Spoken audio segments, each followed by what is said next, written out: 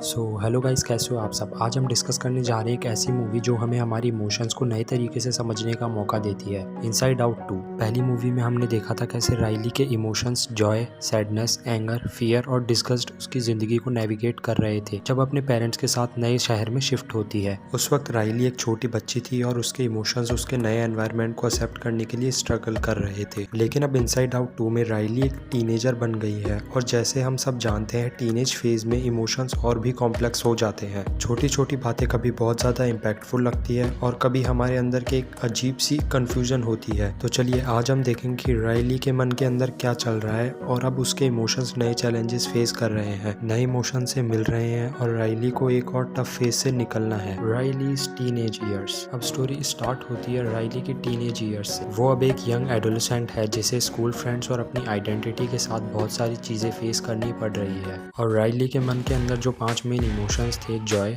Sadness, anger, fear और disgust, उनको अब नए सिचुएशन हैंडल करने में दिक्कत हो रही है। क्योंकि जब आप छोटे होते हैं इमोशंस रिलेटिवली सिंपलर होते हैं, लेकिन जब आप बड़े हो जाते हैं इमोशंस और भी ज़्यादा टैंगल्ड और कंफ्यूजिंग हो जाते हैं। अब राइली को अपने स्कूल के प्रेशर का सामना करना पड़ रहा है, उसकी फ्रेंड्स के बीच मिसअंडरस्टैंडिंग्स बढ़ने लगी है और उसके अपना सेल्फ कॉन्फिडेंस भी कम होते जा रहा है। इन सब के बीच उसके इमोशंस स्ट्रगल करते हैं उसे संभालने में। जॉय, जो हमेशा खुशी और पॉजिटिविटी को प्रायोरिटी देती है, अब थोड़ा कंफ्यूज्ड है कि राइली को कैसे खुश रखे, क्योंकि अब राइली को खुशी से ज्यादा कॉम्प्लेक्स इमोशंस फील होने लगते हैं। New emotions enter, anxiety and embarrassment. यहाँ पे हम देखते हैं कि राइली के मन में नए इमोशंस की एंट्री होती है, एंजाइटी एंड एम्ब्रेसमेंट। ये दोनों इमोशंस बिल्कुल नए हैं, लेकिन राइली के ग्रोइंग ईयर्स में काफी डोमिनेंट हो जाते हैं। एंजाइटी हर छोटी छोटी बात को ओवरथिंक करवाना शुरू कर देती है। क्या मेरी फ्रेंड्स मुझसे दूर जा रही है? क्या मैं स्कूल में सब कुछ ठीक कर रही हूँ? इस तरह के सवाल राइली के माइंड में कंटिन्यूअसली आने लगते हैं। दूसरी तरफ एम्ब्रेसमेंट भी अपनी जगह बनाने लगता है। अब क्योंकि राइली टीनेज में है, उसे अपना अपीयरेंस और लोगों की प्रिसिपिटेशन के बारे में बहुत ज्यादा चिंता होने लगती है। जैसे ही वो कोई ऑकवर्ड मोमेंट फेस करती है, एम्ब्रेसमेंट का इमोशन सब कुछ हैंडल करना शुरू कर देता है। इस वजह से सारे पुराने इमोशन सब कुछ हैंडल करना शुरू कर देते हैं। इस वजह से उसके पुराने emotions Joy, sadness, anger,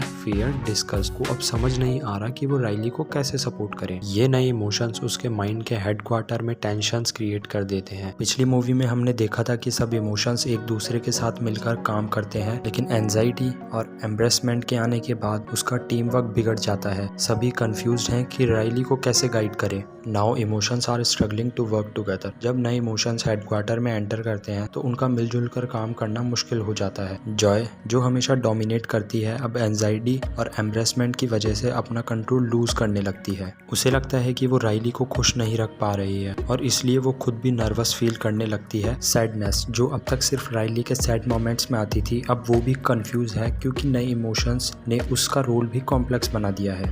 anger और फियर भी अपनी तरह राइली को हैंडल करते हैं, लेकिन वो एंजाइटी और एम्ब्रेसमेंट के अगेंस्ट काम नहीं कर पा रहे। हम देखते हैं कि सभी इमोशंस को ये समझने में वक्त लगता है कि राइली को बैलेंस कैसे किया जाए। एक पॉइंट आता है जब हेडक्वार्टर्स में सब कुछ क्योटिक लगने लगता है, क्योंकि नए इमोशंस अपनी जगह बनाने के लिए पुराने इमोशंस को पुश कर रहे होते हैं। राइलीज एक्सटर्नल स्ट्रगल। अब इस एक्सटर्नल इमोशनल स्ट्रगल का असर राइली के एक्सटर्नल लाइफ पे भी दिखाई देने लगता है। स्कूल में उसकी परफॉर्मेंस गिरने लगती है क्योंकि एंजाइटी उसके फोकस को डिस्टर्ब करती है। वो अपने दोस्तों के साथ ऑकवर्ड फील करने लगती है और एम्ब्रेसमेंट उसके सोशल इंटरेक्शन को और डिफिकल्ट बना देता है। एक सीन में हम देखते हैं कि राइली अपने एक दोस्त के सामने कुछ गलत बोल देती है और वो अपने आप को बहुत ज़्यादा एम्ब्रेस्ड फील करने लगती है। उसका सेल्फ कॉन्फिडेंस भी कम होता जा रहा है और रिलेशनशिप थोड़ा स्ट्रेन्ड हो रहा है। ये सब स्ट्रगल देखकर हमें रियलाइज होता है कि इमोशंस का कंट्रोल ना होना कैसे रियल लाइफ को इफेक्ट कर सकता है। अब राइली को अपनी स्कूल के इशू, अपनी आइडेंटिटी के कंफ्यूजन और फ्रेंड्स के मिसअंडरस्टैंडिंग्स को समझना और हैंडल करना है। Turning point. स्टोरी का टर्निंग पॉइंट तब आता है जब जॉय और सैडनेस फिर से एक साथ काम करने का डिसीजन लेते हैं। पहली मूवी में भी हमने देखा था कि जॉय और सैडनेस को एक दूसरे को एक्सेप्ट करना पड़ा था। इस बार भी यही रियलाइजेशन होता है कि राइली को सिर्फ खुशी या सिर्फ सैडनेस की नहीं बल्कि दोनों की जरूरत है। एंजाइटी और एम्ब्रेसमेंट को भी अपने रोल समझने पड़ते हैं। जब सभी इमोशंस अपने रोल्स को समझते हैं और एक दूसरे के साथ बैलेंस बनाते हैं, तब राइली के माइंड में पीस वापस आता है।